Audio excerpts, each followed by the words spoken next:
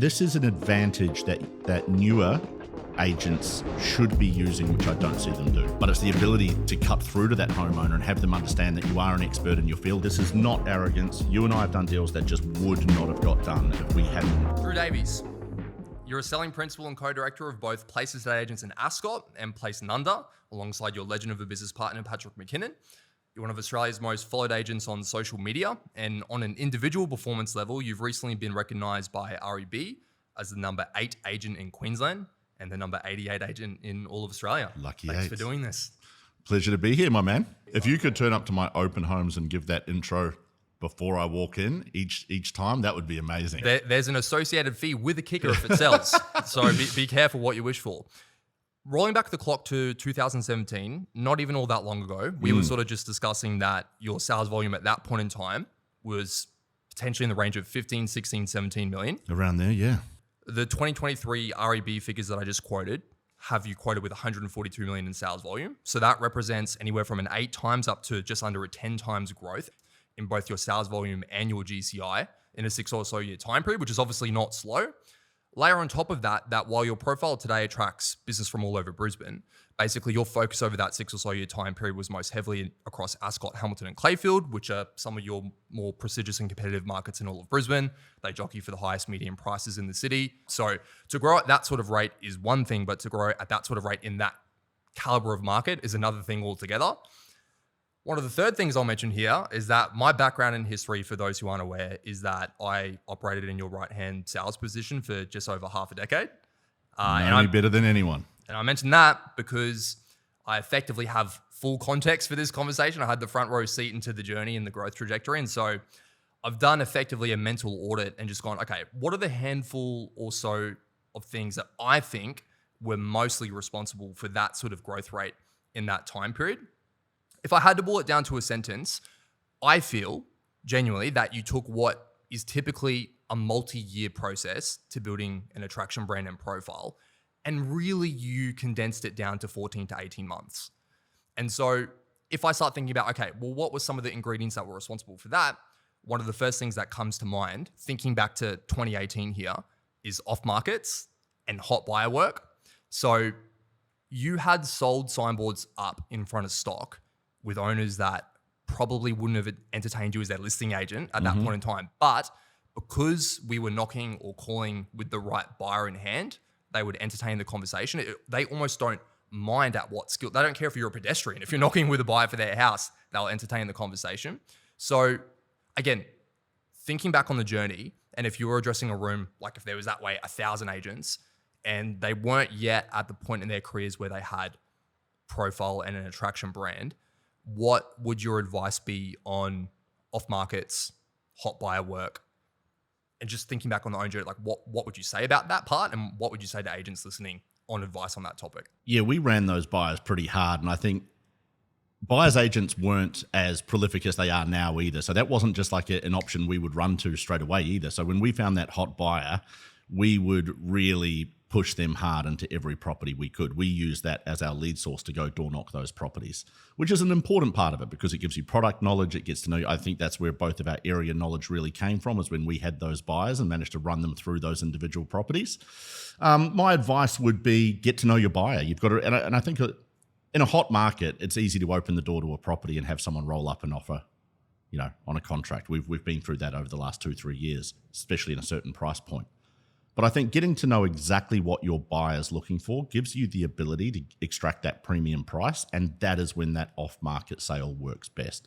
When you know you've got the hottest buyer for the right product and you can identify that product off-market. So it is the buyer leads the prospecting effort, basically. Correct. Yeah, especially, look, not so much anymore.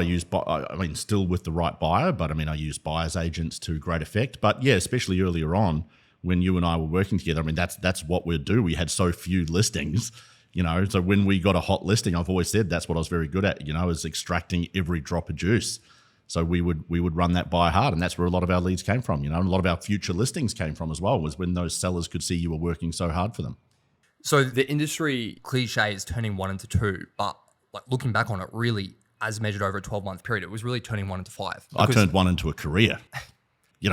especially with things like Crosby or Eblin, some of these properties we didn't even sell, but we managed to leverage it so hard that's really what got it kicked off.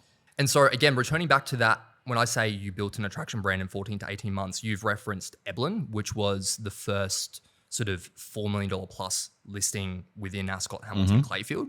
And literally that was listed in June of 2018. Wow. And you were announced as Place Ascot director in August of 2019. So that was 13, and the deal was done. That was the start. So that's 13 months from that point to being a director of an office on the high road in Ascot in the core area.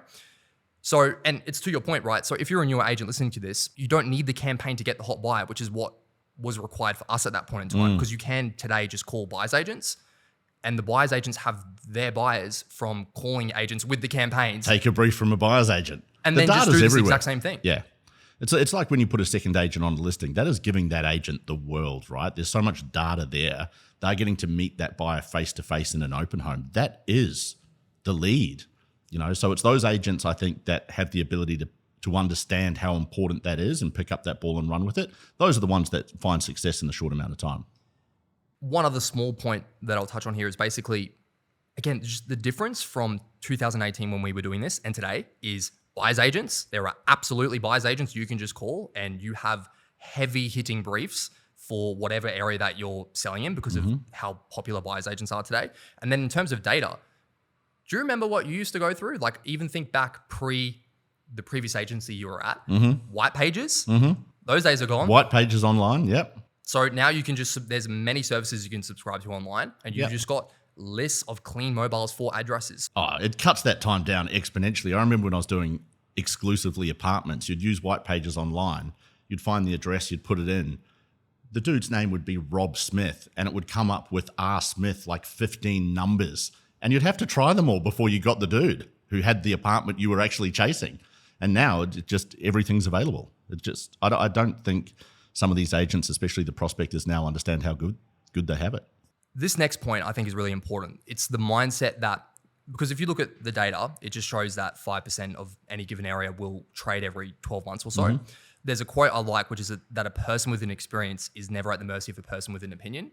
And our experience has been there's a far greater section than 5% of any given area that will sell in a 12-month period for the right price and terms. This mindset that the amount of opportunity in any given area is not fixed, I think is a really important one, because then you'll actually be enthusiastic to prospect. You're not just thinking, they're not wanting to sell. It's just the wrong mindset to have.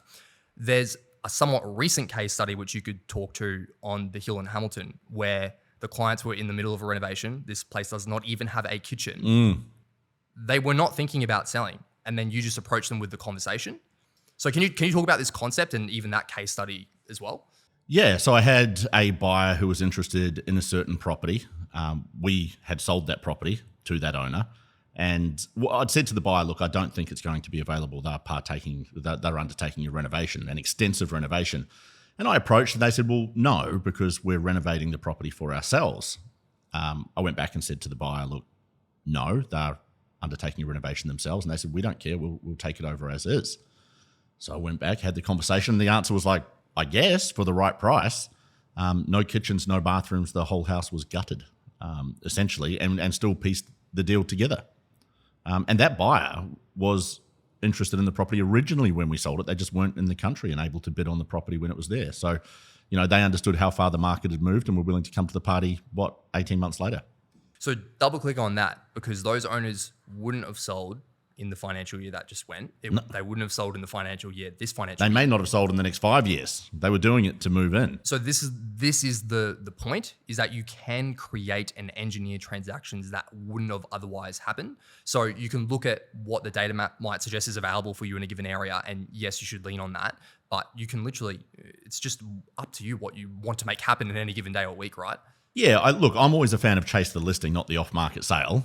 Now that I've got enough happening. But this is pre and post attraction agent and profile, right? When I didn't have the activity, of course, that's all we had to do. I couldn't turn up at 8 a.m. and not do anything. And if we didn't have those listings to work, that's exactly what we'd do. We'd just try and buy and match properties.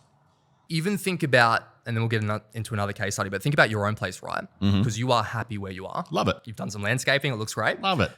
But if you woke up every morning, I know your personality type, so especially you, if you woke up every morning and think about your like share portfolio, right? You can see the price of it every single day. Yep. A dangerous thing, because one day it reads a certain number and you're like, okay, I'll cash in on that. Diamonds and rocks. Exactly. So you've got a price and you have an ability to take action against it because there's a market you can sell or buy into. So it's not just a theoretical price, it's a price you can take action against. If you had that same thing with your place, every single morning, imagine the screen just folds down from the roof and it's like, this is the highest price that a buyer in the market today would pay unconditionally for your place with an attractive settlement. I think it's nonsense that you wouldn't sell sooner. And that is what happens essentially, that screen coming down every day when an agent calls that a homeowner. But it's the ability to cut through to that homeowner and have them understand that you are an expert in your field and what you're saying is true. That's the difference, because they get those calls sometimes 3 times a day. Every agent has a buyer, but how well do they know that buyer?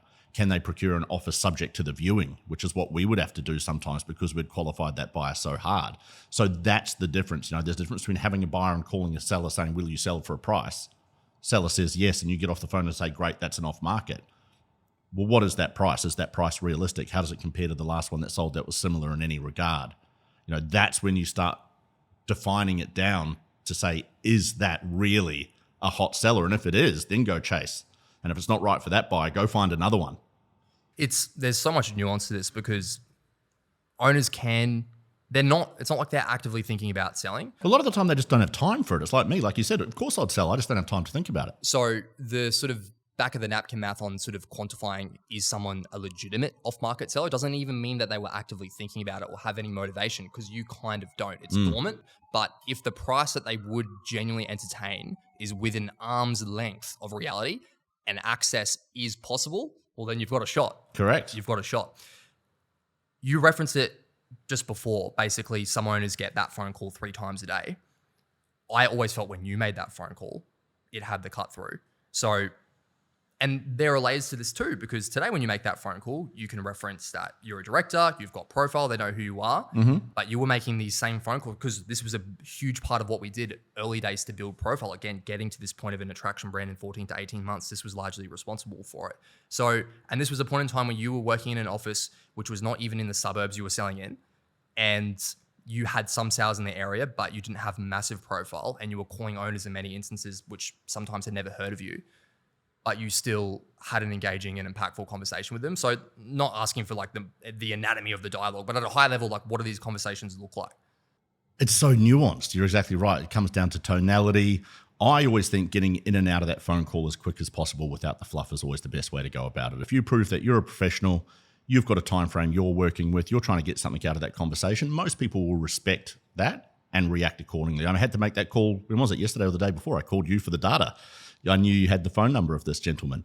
And I just called and look, he's not an active seller. I knew he wasn't an active seller. And I just said, look, we haven't spoken. You've had some interactions with my right-hand man, Carter, from a few years back. I just cut to the chase. Would you consider a sale? I have a buyer. I've discussed your property in brief. It suits what they're looking for. They have a budget of X and they are willing to make an offer. They've offered on this property recently. It is somewhat similar in this regard. Is it something you'd entertain? He said, well, in theory, yeah. And I said, great. Well, if I can arrange access with the tenant, can I show them through? Yes. Done. Simple as that. Even going back a step, do you know what helps with having that conversation well is when it is just genuine and it's real? Correct. So and if it's cold, like that was yesterday or the day before, you have to be so genuine about it, because you have to know that if that buyer does come through and does an offer, you've got to give some really relevant feedback. Where with my clients who I've known for years, that phone call may look completely different. It may be, hey, Shane, I know you're not looking at selling, mate. I've got a guy I think it may suit. He's thrown a few offers around. It might be worth getting him through if X would be a price you'd consider. And it's a lot more casual. And he might turn around and say, nah, not interested. Okay, well, would you be interested if it was X plus Y? Would you be interested if it was a year-long settlement? Would you be interested if I could find you your next project? There's always questions to ask because there's motivation somewhere. It's just how do you uncover it? That's the difficulty. I was listening to Ivan Bresic just released an interview with Alexander Phillips, a little Zoom interview, which I listened to the other day. And basically, Alex Phillips said the number one mistake he feels younger agents make, in reference to the amount of time they've spent in their career, is that they play the short game. And I don't want this conversation to be misconstrued for playing the short game and trying to engineer a quick win, because that's not what we were doing. What I honestly feel about that dialogue and conversation, if you can make a genuine phone call to an owner like that, and that's the first time they've heard from you, and you do actually have a buyer that you're calling on behalf of, it's an incredible platform to just build a long-term relationship of. Of course. And the case study, I'll go to here is, you might recall we were hunting for some north-south tennis court buyers. This is in 2018. How many was there? 19 or 24 of them across those suburbs? Yeah, whatever we worked out. And basically there's a sale that you made in Clayfield last year at just under $8 million. And you called those owners in 2018 when you reached out on behalf of that buyer. Yep. And I remember you saying to me when you got through for the listing presentation that owner remembered that phone call, and you hadn't even really spoken in between. At all. Your profile had grown substantially, all. so obviously that formed why you got in the door. But he genuinely did remember that conversation. He did remember it. Not only that, but I hadn't called him every month thereafter, giving him an update or asking for his listing. He wasn't a genuine seller at that point in time, and he respected the fact that when I called him those years ago, he felt that reason was genuine and that the buyer was real. I mean, we basically disclosed who the buyer was at that point, which he remembered and understood. This is a great point and case study too. So basically, you get invited into something and you either feel they just aren't your people, you just haven't meshed, or they kind of disclose that they've got a strong relationship with someone else and have done for many years. So you kind of just do the probability math and you're like, okay, when this comes on market, we're probably not going to get it. At that point, running an off market is kind of a risk-free process, because you're doing a mini audition on taking a buyer through, and they hopefully will like you more after you've done that mini audition. So you're increasing the odds of getting it on market, or you might just sell it off market. And I think of a case study for an architectural home in Clayfield that you and I sold for just under $6 million. You got in through a friend of a friend. Yep. And that owner had quite a strong relationship. Very strong relationship with someone else. This is all we did. So his timeline was 12 months until selling. Yep. You want me to take it away? Take it away. Well, you did great work there. It was just the fact that I got referred in through a mutual friend and made that same phone call and managed to sell it off market in a time frame that suited him. I think it ended up being over 12 months, wasn't it? 12 to... He almost said yes because he thought it was an impossibility, what we were saying we could bring to the table. That's the only reason he kind of said yes, and then he pigeonholed himself into taking a sale, but it was for the best because that's what he wanted to go and repeat that process again. So he did, after you met, he obviously liked you, but he did have that strong relationship with that other agent. So if just actually think about it, what do you actually think the odds would have been of getting that on market? Zero. You reckon zero? Zero. Zero? Zero at that point in time. Wow. But I've had to change how I operate a little bit as well, because I've got this innate need to win. So if I go into a listing appointment and I can tell it's not gelling, or there's something, they don't want to listen to what I have to say, or they don't agree with the strategy that I put forward. In the past, I would have changed my strategy, told them what they wanted to hear just to get on site and win that business. Whereas now I'm starting to understand that those properties, there's a reason it doesn't feel good, right? And that can end up at friction throughout any stage in the process. And it may end up, being a bit of a time suck. Like, we've experienced that before, but it's just that need to win that has you chasing it so hard. So I'm starting to look, I'm not going to be as silly to say I pick and choose who I work with, but I'm starting to understand the clients that appreciate what we bring to the table. And it's always a far better process when you're aligned with those sellers. Because there's no hard and fast golden rules here. But if you do feel there is genuine motivation on their behalf, if they're not, you'll pursue it a little bit more. If you go, okay, there's not even, they're kind of wanting a pie in the sky price, and I don't see like some reason of genuine motivation why that might come back down to reality, and they're not really my people, you just don't follow it up as hard. I think you've got to, it's a trifecta, right? Are they your people? Are they someone you can work with? And do you trust them? Do they trust you? Is there that rapport there? Do they trust in the strategy and marketing that you're putting forward and believe that that is necessary to get the result? And price, is it aligned, or is it close to being aligned? Sometimes there may be a process needed to make that alignment, but sometimes it's just way out of the ballpark. If you're not hitting two of those three, sometimes it's best to let it go. And so returning back to that Clayfield case study, you said 0%. I think that's aggressive, but hey, I'll take it. Oh, with that property, call it 1%. That was an absolute long shot. But that turned into a $6 million sale. the other thing to mention there is that had a 12-month settlement, which was the first time we had done that. It's obviously quite rare, but it just goes to show it's not just right price, it's right price and terms. And that terms. was a perfectly tailored deal for that owner. Yeah. Went on to buy through you. I would think he's somewhat of a client for life now. He likes wine, he likes meat, he likes car. He's a client for life. Yeah. So I converted someone who was effectively, you didn't think you were going to do business if you listed it on market into a client for life. So that's what the off-market process can offer. It's a decent tool to reach into your back pocket for during that pipeline stage. Because again, what's the risk if we didn't end up selling that? Well, there's typically two types of sellers that want to entertain an off-market. There is the one who's coming to market, is interviewing agents, and doesn't really want to spend money on marketing and wants the quick win if they can get it. So they always throw in there, if you can get it done off-market. And then it becomes a bit of a rat race to see who can find the buyer or talk to the buyer's agent first, and that can get a bit messy. But I'm still happy to entertain it, but I'll put a very short time frame on that because I'm going to invest some time in it, but it's only the time with the hottest buyers that I have on the books and the buyer's agents I know are working with a client with that brief. If you've exhausted those, I just try and get back to that client as soon as possible and say, look, I don't have someone to show through, or you may have one. I think these agents who ring saying, we've got buyers. If I was the seller, my question would be like, who? How many buyers? Who is the buyer? No, there's only one buyer that can buy my property. There's only ever one buyer. You can't split a property, with two different buyers that don't know each other. And the other type of off market is the one in question where they say, look, I'm really not a seller, but, and there's always a but, you just got to get it out of them. But if you could find my next project, get me the dream price and the settlement terms I want where I can get myself into that dream project, that's a pretty usual off market, long shot. That was that case, and that happens quite often. And if you can make those stars align, that's where the huge reward comes from. So it's usually one of the two.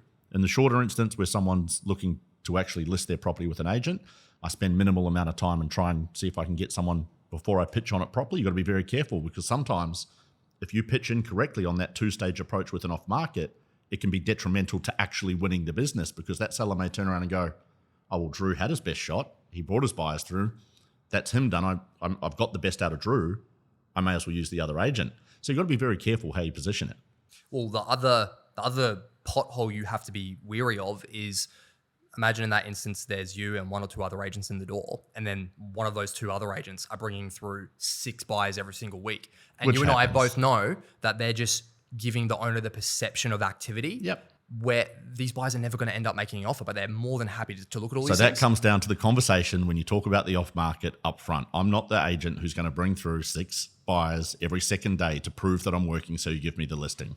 I am genuinely taking a shot at handpicking the right buyer to get you a sale. If I can't do that, I still want the opportunity to pitch on your business because I do believe I'm the best agent to achieve you the result.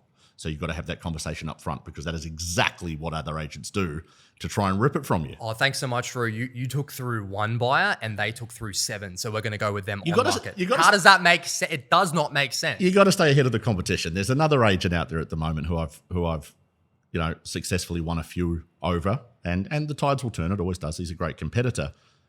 But he's changed his dialogue to, has Drew been in the door? He gets on the front foot. Very smart. Yes, he has. Did he pitch auction or off market? Brilliant. Because if he knows what strategy I've taken, he just rolls a grenade under that strategy and says, look, the reason I wouldn't suggest that, and goes the other way. So now I know that there's ways around it. But it's funny, like great competition will always find a way to stay ahead. These are the dynamics that are part of you've got all the prospecting, listing, selling, just general things you need to know. And then there's another layer on top of that, which is who are your competitors? What are their styles? What are they doing? Yeah. It's a hell of a game. So that's off market. That was one of the things that I feel was responsible for the growth, or especially getting from, again, when I reference June 2018, the first time that a $4 million plus listing was on market, to that taking directorship of Place Ascot. $4 million back then was a banger too. But yeah, that's like a $7 million house today, potentially. So off markets were a big piece that were responsible for that. This next thing, so back on this topic of turning 1 into 5 or 1 into a career, as you said, do you remember back in the day, so during this takeoff period, when we did have that first $4 million plus listing, it wasn't tell the street and tell the 50 houses around it. It wasn't even tell the suburb. It was tell the whole area across 4 different suburbs, in 3 different modalities. I'd get a call, a text, a letter, or this or that. It was just saturation. But then when an off-market sale was made off the back of a buy from that campaign, we would repeat that same process. Yep. So I don't think this is a coincidence that you went from being where you were profile-wise to being a director of a prominent office. I think this was a huge piece of it. It's just doing an unreasonable amount of leverage around every good news point that you have. And if you take it back from that, the Crosby Road sale before that gave me the confidence to even keep pushing in that area. That was the big one. But the difference is and this is an advantage that newer agents should be using, which I don't see them do. If you don't have the activity that fully blocks out your day every day, you should be doing what we did with that property, because we knew every single buyer that came through that door. We knew where they lived, what their motivation was, how many people were in their family, what they wanted to move to. It was almost, the notes we had on every single person who came, we still know them to this day. Whereas now, there just isn't the time in the day to get to know every buyer who comes through every open home in that regard. But that's how we turned that into every listing thereafter. But again, that's why there's this pre-profile method and way of doing things. You can't obviously do that today. But then if you're even just doing But you should still have someone on your team. Well, this is what I mean. So, but on top of that, when you've got the volume of listings, so you've got, okay, you're doing the things in the immediate proximity, but then you've got 10 listings. So if you're doing the immediate proximity for 10 listings, you're still covering the area. But when you only have 1 or 2, if you just need to rinse them and really get the most out of them, which is what I feel what we did. Yeah. It was just a lot of work that went into that. This is a hot topic for you, especially personal brand and social media. Now, we were even just talking about this last night, how someone called you in off the back of, which surprised me massively, what they referenced, they called you in off the back of. Which I didn't know. It was the Mark Boris podcast. I didn't know until I was in the door. And I was like, kind of like, what am I doing here? Great home, just not in my area. And that's what they referenced. So this is the conversation I want to have, because agents, look, I don't know, but I would perceive that agents feel that's the primary benefit of being on social media is I will get direct business out of it.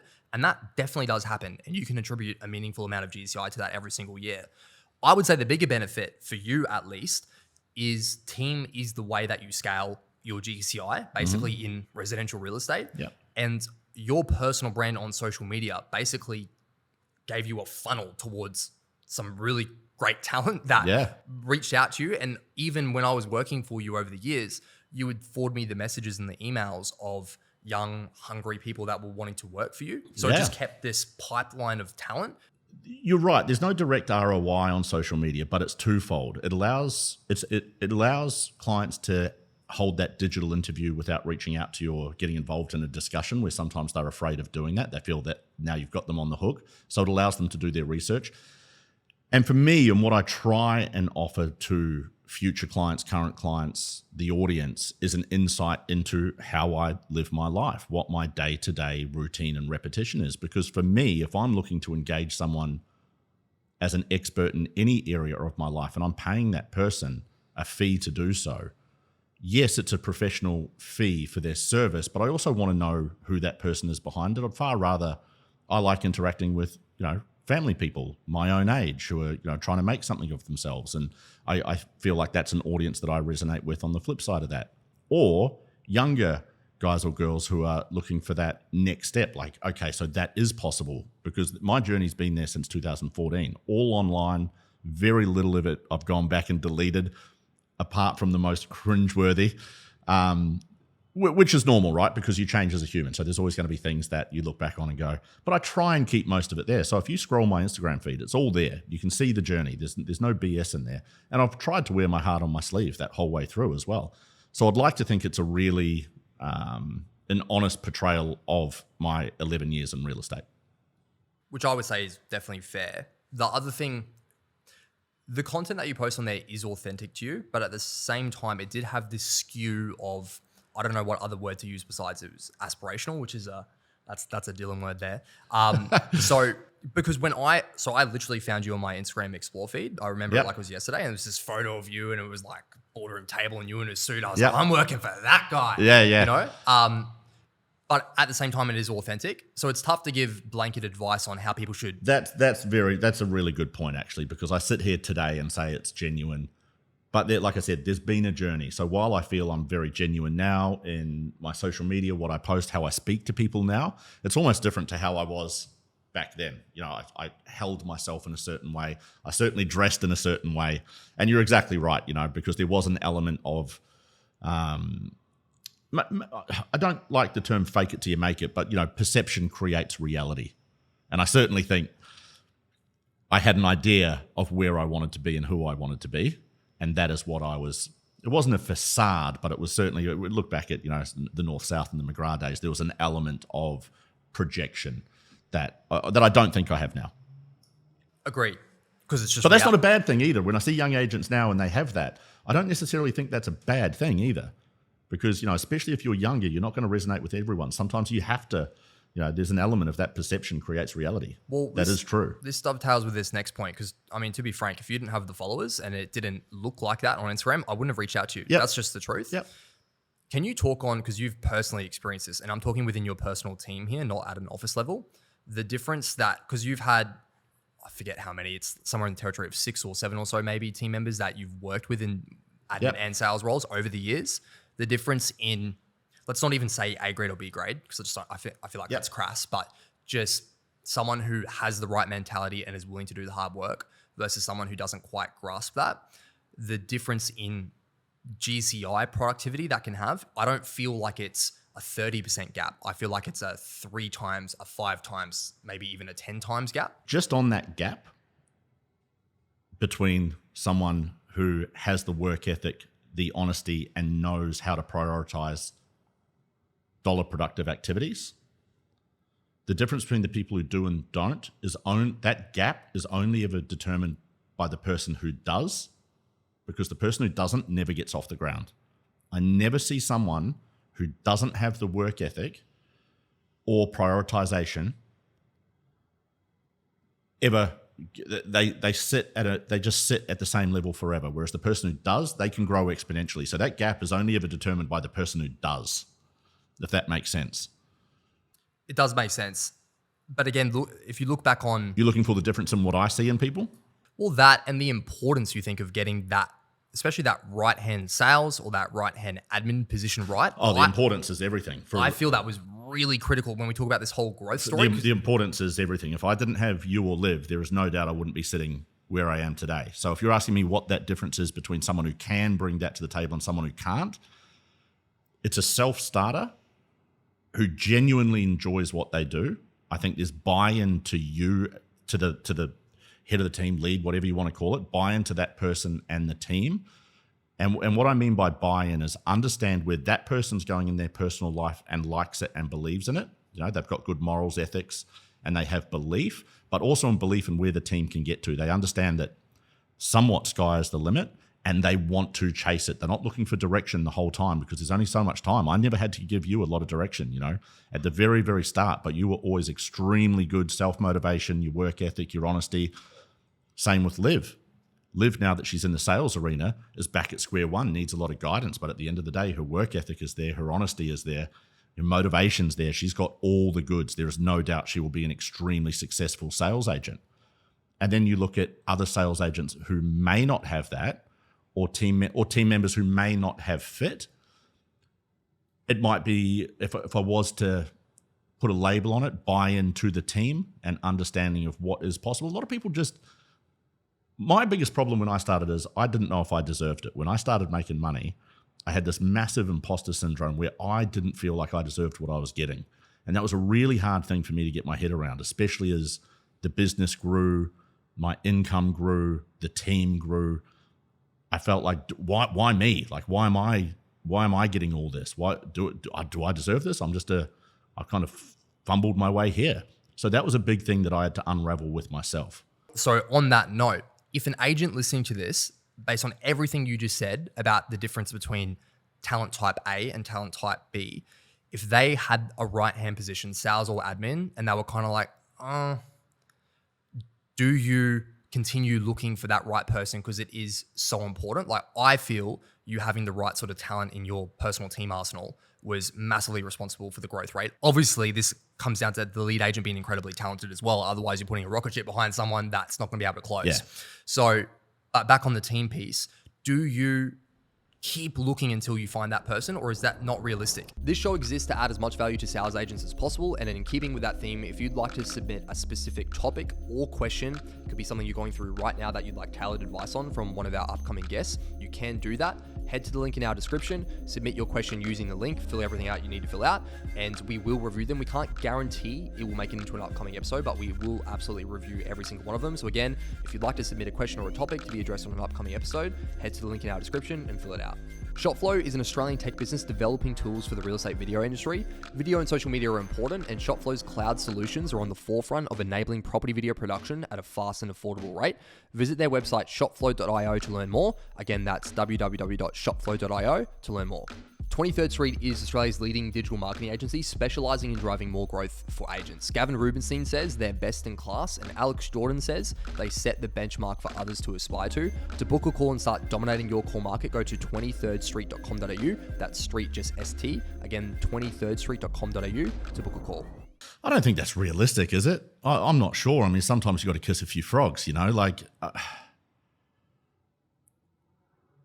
you learn along the process as the lead agent as well. It's not just you're looking for the right person. How do you know what the right person is until you've had a couple of people sit in that seat and it does work or it doesn't work? So I think, I mean, don't get me wrong, it'd be beautiful. And I got lucky with you, second, horse out the gate, really. And I don't know. I don't know the answer to that. I think it's important for both sides to learn as you grow.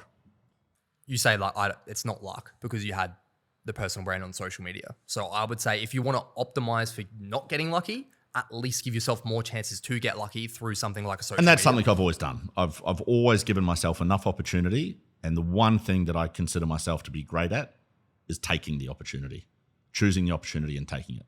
So again, it's not all sunshine and lollipops. If you do have people in your team that are willing to just do any amount of hours and any amount of work, you can be as direct as you want to be here, but it's a real podcast, right? So Let's just make it real. So you've got someone in that position.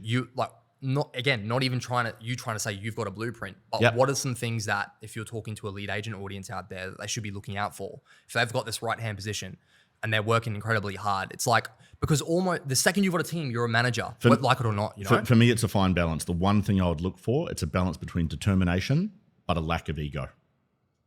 Okay. So I feel like I developed somewhat of an ego problem somewhere throughout the journey. I disagree. Okay. Difference between confidence and ego. Everyone's got an ego, but I think you've got to keep a lid on it. So the reason I think it's a balance between determination and ego is because I bring it back to what you were very good at. You were very good at knowing everyone, identifying all of these properties and people, but also not having the ego. You knew exactly when to put it on my plate and say, you call, because I can't do that. You will have better cut through, because a lot of people they want to do it. And I see it all the time. They want to make that call and they will fail in regards to they don't get the outcome they want. So they think, well, that's not an option. Whereas if you give it to the highly skilled agent, they will close that. And that was the one thing you were always very good at, is saying, now's your time to make this call. This is the situation. This is what I need you to do and say. Does that make sense? 100%. But a lot of these younger guys especially develop an ego where they say, no, I've done all this. And they don't get the strike rate. So they get the opportunities, but then they don't get the strike rate. So there's a synergy between that lead agent and co-agent, or two agents, that you have to utilize. That's where the magic is. You have to understand each other's strengths. That's where I felt you and I especially just propelled that business so far forward. We always knew where each other stood and what we were good at. You were always good at putting me in the pocket and being like, do your job, roll out the monkey, you do your job, and I'd get up there and bang my cymbals and ride my tricycle in a circle and would get it done. It's funny because we used to use that analogy a lot, which is the furthest thing from the truth, but it's funny. In fact, let's talk about that because, again, more Alex Phillips statements, because how can you dispute the credibility? So basically, he said that, I will butcher the exact quote, but the right lead agents, the really high performers, they've just got this magnetism, this aura about them. And I feel, again, if you had to take something that's a bit more subjective and make it a bit more scientific and objective, I think that translates to being really skilled at point of closing around the listing and point of closing around a sale. I always felt you had a multi-million-dollar agent trapped in a $500,000 agent's body, brain trapped in a $500,000 agent's body back when I first started with you. I honestly did, which is why I knew if we put a rocket ship underneath you as the leader and put you into the right pockets, that the good things were going to happen. Yeah. Now, this isn't really a learning point for people because how can they learn off you just basically having that somewhat naturally? I've jumped ahead one question here because I just wanted to bring this up because you did. But basically, if we could make this concrete, auctions were a big part of the journey, which we'll talk about in a second. But if you could specifically hone in on something like a one registered bidder auction scenario, right? I feel like that's a pretty raw form of negotiation that you've gotten skilled at. That's my favorite. You almost celebrate it. Yeah, I love it. There's nothing better than one registered bidder. You don't let it be out on the floor and hammer back and forth. No, Between the auctioneer and the buyer. No, obviously. There's no point. I mean, for me, it's a perfect scenario where you have a buyer for the property who has turned up, cleared all of their conditions, and is there to buy the property. You can depressurize the situation. You don't necessarily have to take competition away from it just because they're the only buyer. They're just the only buyer without conditions, and they're there to purchase the property. That puts them in the best seat. So let's sit down. Let's have a chat about it.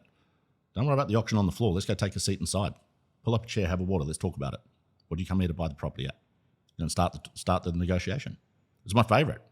Well, going back to that property that I just resold without the kitchen and the bathrooms, how long did that take when we did it? 3 hours. Yeah, it was a long auction. 3 hours, a 3-hour auction.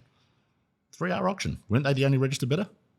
There was a few for that one, but that was pretty typical for us to have a 1 hour or 2 hour negotiation period. But under auction conditions at the venue of the auction, no one would leave and we would emerge getting it done basically. Yeah. There's an art to that. Again, a big scaling tool, I feel. So rewinding, the off markets, the leveraging hard, and the right talent and team underneath you, I felt built this right combination of an inbound profile machine because the off markets and the sold signboards were getting you profile in. You had the right team and talent underneath you in addition to the work you were doing to generate outbound leads and opportunities. It was this perfect little inbound and outbound leads factory, which got you to that point of attraction. And then scaling beyond that, going from $1 million or $1.5 million to substantially more than that. We've already somewhat sort of referenced it, but I feel auctions was critical in doing that. Absolutely. I'm not sure if you agree. Yeah. So you literally called me and you said, you know, the decision's been made where we're going to be the number one or you're going to be the number one auction agent in the company or what, I forget the exact wording, but it was something to that effect. Yep. So why did you make this decision? Yeah, let's speak to the agents, right? Because there's two mindsets here. Essentially, we're doing this for the client. We don't do anything that is not best for the client. So we have to be very careful about who I'm speaking to here and what I'm saying. But let's put the clients aside for a moment and speak to the agents. I found it a great way to hold my team accountable to having the right conversations every single day with those buyers, to make sure we were edging them every single conversation closer to a yes or a no on registering to that auction, clearing their conditions, helping them get finance in order, and putting them in a position to pay a great price for that property in a competed environment. That's what I felt was best for the team. It allowed us to hold more properties. It allowed us, our clearance rate went through the roof. And what I mean by clearance rate, when we weren't doing auctions, our time on market was, you got to remember 4 or 5 years ago, we weren't getting a lot of people through the door. So to educate a seller was a lot more difficult than it was throughout the boom we had when we were getting 10, 20 people through the door. So I felt it did drastically lower our time on market. If we were to speak to the whole record result thing, the amount of records we were setting was drastically going through the roof. And that was all because of auctions. And a lot of people weren't auctioning, especially with that higher price point. Going back to that tennis court property you spoke about, the other agents that pitched on that, I was the only one who pitched auction. Everyone else said I was a lunatic. So, and it sold under the hammer. And it sold under the hammer in a competed auction. So I love auctions. I made the decision literally, I'm not going to say on a whim, but I had a conversation with Peter Bergen. Who's the chief auctioneer? Chief auctioneer for Place. And I guess if you look across the landscape, I won't say Australia, but especially in Brisbane, who are the great agents? They typically, bar one who we all know, if you're talking about the top tier of agents, they're all auction agents. So, I thought I can break the mold and put my team under a lot more pressure and work, and my clients are going to be dealing with a longer time on market typically or historically, or we can change the process and how we operate. And we changed it, and it's been hugely successful. Going back to this, building the profile to this point of attraction, it's probably worth mentioning we didn't do very many auctions on the way there because 5? Yeah, so a small amount. And again, it ties in with your point. Of course, all of this is within the backdrop of what you can offer that's best for the client. But basically, we would have in the living room, we would have an anti-print narrative, basically, as a point of difference. And we also weren't offering auction. And some of the agents at that time were. So it was that at the time we were pitching anti-print. That was purely just to get a leg up, though. We were purely just point of difference. Again, there are agents listening that aren't yet at $1 million GCI. And it's okay, well, if you just have to create some point of difference, right? We were doing off markets. We were heavy digital, not heavy print, things like that to sort of create point of difference. We weren't auction agents. So we just weren't putting up roadblocks to getting business. We were getting, this is at a time we were getting crucified for being heavy digital as well. Remember, there was no products out there like there were now. You know, we were pitching a client in 2014 and 15 to invest a lot of money in a video when there weren't any of these digital products, I don't think, back then that were through all the big portals or these other external agencies. You know, so and we were successful with it too. So that looking back, it's pretty cool. Oh, you were ahead on the curve on a lot of big things, digital and social, but having those points of difference when you're climbing the hill and it's during that changing of the guard period, and then to this point, knowing when to make that decision. Now that dovetailed with us as a team having the resource and you genuinely believing it was the right thing for the client. But then you can pivot to something like an auction, say, and basically that allowed things to scale from that $1 million or $1.5 million point to much further than that. We've talked about negotiations. I think this is a huge point. Simplicity. It was not a simple operation, but we didn't overcomplicate the tools. We had an Excel spreadsheet as our database. We didn't have a thesaurus worth of written processes. We used the Notes app to check in people at open homes on Notes app on iPhone. Oh man, people are going to laugh when they hear this. Well, there's a lot of credibility which underpins that too, which is maybe beyond the scope of this conversation, but there's a lot of the country's top performing operators that are using spreadsheets and using Outlook contacts. Absolutely. Yeah. So maybe we weren't so silly. This is a conversation for another time. But I've moved to a database now. I know that. But talking on this point. CRM, I should say. CRM. So basically, where the complication did go, the tools weren't overcomplicated. We had a rhythm as a team. We would have a meeting, a scheduled meeting. So it didn't complicate that part of it. That was really, really simple. But where the complication and lots of thinking and effort went was, I call it thinking on the deal and not being in the deal. So I think about you at your home office, 9:45 p.m., just ruminating on how to piece together that conversation. Still to this day. All the time, right? All the time. So again, you can't have the results you've had without... You and I both, and you more than anyone, we have done deals that, and this is not arrogance, you and I have done deals that just would not have got done if we hadn't invested so much time. So still to this day, I have this big, a big notepad in my office. I'll sit down. I won't say every night, but usually Fridays or Saturdays when you're in sort of deal mode and getting closer to that auction or post-auction. And I will map it out. I will have, these are, I'm going to have this conversation, ask these questions. These are the possibilities. All how do I get this buyer to the price? And that's why in the group chat at work, we all drop our sales in there as it goes. That's why the majority of mine are dropped in there at 10 or 11 at night, because that's just when I'm in that, I'm in deal mode all the time. That's what we do, right? But I just won't let it go. And I hate sleeping on a deal. And you know it, because I'm usually, well, not usually, but sometimes I'm calling you to say, hey, what do you remember about this person? Or what can you offer? And what do you think? Final point here before we wrap up. You got time, baby. I know. Well, you don't know how long this part might go for. So you invited me over to your place the other day. Yep. Your mum was around. Yep. You told me a lot of stories from how you grew up. Yeah. I heard a lot more. She wasn't hearing it. She did not want to borrow it. There was some dispute over reality, but fair to say you didn't grow up with a silver spoon. Yep. I say this within the context of, and you can take this wherever you want, but basically we talk about this a fair bit, that if you had to make it concrete, and not referencing anyone in particular, but you do the financial year planning thing and you write, I'm going to do $1 million, or you write, I'm going to do 1.5 or 2. And it's not like you're lying to yourself when you do it, but that's a yearly goal and it takes daily action and effort to get there. And the fuel source for that daily action and effort is sometimes not, it's not like a light source of motivation. It's, I've got this gaping hole in my soul that I need to fill, or I didn't grow up with this, or... Yeah, I mean, it comes down to energy and time spent in the chair, right? And those are the two things that I've got in abundance. I've always got energy. I can't remember the last time I woke up and went, I don't want to go to work. I genuinely can't. And you'd testify to that, because I just don't have those days. How long were you sitting right next to me for? I enjoy it. That's where I get my energy from. I think of course there's a level of skill required, but if you put in the time and the effort, it's impossible for this not to work if you've got someone in your corner who backs you and is giving you the right training. So for me personally, I guess you're asking where my drive comes from. I think a lot of it, sometimes I hear myself say, I didn't grow up that great. I probably grew up awesome, like plenty of people have it so much worse. I've got to stop.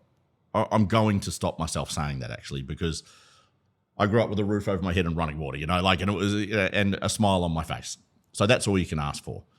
So I'm going to stop myself saying that. And by the way, there are plenty of people who grew up with absolutely everything. Sometimes I think, is it harder for them to make something of themselves or easier? I feel it's harder. Yeah, because they could just kick their feet up. But that's kind of what this question gets to. So my motivation came from a ton of insecurities, from around thinking I grew up with not a lot, being around people who always did, because I always had a way of getting in with the right crowd. And as cool as that has been throughout my life, and it's given me great opportunities, it also weighed upon those insecurities I probably already had. So for me, real estate was that, and I've talked about it before, there was that come to Jesus moment where I just wanted to stop being that bullshit artist and actually make something of myself. So for me, real estate was that opportunity to come good on all the promises I'd always made myself. So for that reason, it was very, when I made that choice, it was very easy. It was very easy. There was zero downtime. I've done 6.5 days a week for 11 years now. No one can point at me and say, I take my yearly holiday, of course. But that's only a recent thing. That's only a recent thing as well, because there was 3-4 years there, I never took a holiday. I'd take a weekend, I'd never take a holiday. So I don't know, I'm at a point where I feel like finally I've come up for air, and I'm like looking around going, 11 short years and you can make something of yourself, and I really feel like that 11 years has flown by. So if I can do it at 31, I'm 42 now. Sometimes I look at these young guys not making the most of, or girls, not making the most of absolutely every opportunity they're given by other people. And I don't know, I'm sort of beyond pulling my hair out. I'm like, you've got every opportunity here to make something really great of your life and potentially the life of your family or future family, and you're just not taking it with both hands. But it's hard to unlock that in someone else. I find that a really hard thing to sort of show. The people around me and the people who come on the journey, know it, Liv knows it, because you were there for a lot of that journey, for 6 years of that 11 years. Longer with you, I think 7 years now. So, I don't know, impossible. I haven't unlocked the code to help other people see that. And it's the one thing I struggle with, because it frustrates me to no end. Yeah, you can't make someone else want it like you want it. Yeah. But the motivation, again, the goal is set yearly. The price must be paid daily. So it's, okay, well, what is really going to... I'm not good with goals. I never have been. Yeah, you aren't, hey? I'm not. I just don't set them. Don't get me wrong. There's a GCI goal and we run a business. We have to input data and figure out how we're going to get there. And there is a number, I guess, but that's not my goal. It was for a long time. It was driven by that number, but I've never been one to get to work, look at the spreadsheet and go, I'm behind on my goal. That yearly goal finishes when that year's done, because you and I both know we've had months where we've done half a year's worth of GCI. Like I'm about to do that now, this month, for probably last year, half of that will get done this month. So the coming year will be exponentially more than the previous year. But I don't know, I've never been good with goals. I find it really hard to set goals. For me, I go to bed thinking about a feeling. I have a certain way I want my life to look and feel. And a lot of that's to do with, relaxation, happiness. Where do I want to take my family on a holiday? What beach do I want to be on with my boys? Or one day, do I want a bigger backyard to kick footy around with my boys? I've got a limited time to do that, because I'm sure when they get to 14, 15, 16, they're not going to want to be hanging out with old man Drew sinking tins in the backyard anymore, So, I don't know. Goals, never been good at. That's probably a horrible thing to hear because everyone's a goal setter. But for me, it's about a feeling and how I want to feel in years to come. Where do I want to be in 5 years? Final question. If we took your brain today, That's a scary place. place, and put it back in 2017 Drew, Yep. could you do it again? 2 years. I think I could put it into 2 years. I think, because how could you not? A large portion of that 7 years has been learnings from mistakes. If you get rid of all those mistakes, you're going to grow exponentially. 2 years. In fact, I could probably, I honestly, maybe quicker. Maybe quicker, because it's not like I've got any more data now than back then. Yes, more people through open homes, but with the ability, if I was to start today with all of the technology that's out there, I think it was 18 months, 2 years, I think. Which I think should be encouraging words for anyone listening. Yeah. Thanks for doing this. Pleasure, brother. That's a wrap on episode 7. Thanks again to Drew for his time. Again, if you'd like to submit a question for an upcoming episode to unlock any challenge that's in your business right now, or if there's anything you'd like tailored advice on, you can do that. Head to the link in our description and submit the question. Thanks again to our partners for this episode, 23rd Street and Shopflow. See you in the next one.